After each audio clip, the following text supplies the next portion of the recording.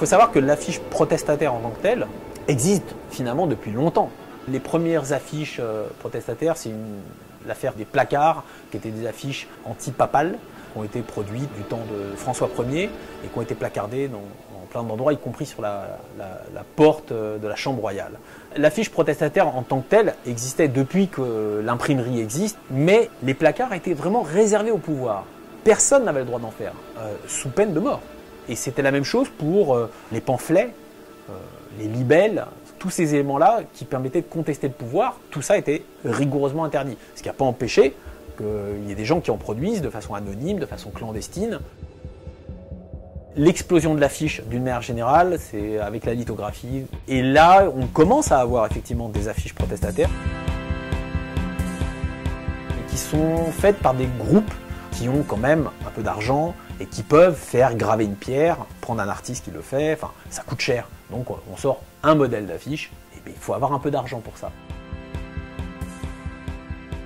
Une affiche contestataire faite par la société civile en urgence, spontanément, si on veut, et sans moyens, ça n'existait pas. C'est vraiment la sérigraphie qui a inauguré ça. Il y a eu un courant d'affiches contestataires très très fort jusqu'à 1973. Le retrait des troupes américaines du Vietnam, c'est vraiment le fléchissement. L'affiche est un petit peu perdue, en tout cas un peu essoufflée, on va dire. Il y en a eu beaucoup moins qui ont été produites. Et aujourd'hui, avec l'aspect numérique des choses, finalement on est arrivé à dématérialiser l'affiche. Notamment dans le printemps arabe, il y a eu beaucoup d'affiches qui ont été créées sur Internet. C'était aussi valable pour le mouvement Occupy, Wall Street.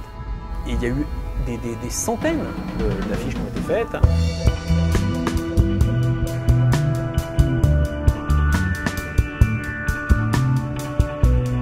Et on pouvait les télécharger.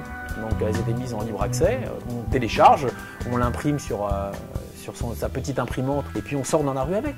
Si on veut avoir vraiment une véritable affiche. Sinon, on retransmet ces affiches-là via Instagram, Twitter, tous les réseaux sociaux. Et en fait, aujourd'hui, l'affiche, elle est surtout véhiculée graphiquement et dans sa multiplicité via les réseaux sociaux. On est dans une autre ère, on est moins dans l'affichage de rue, finalement.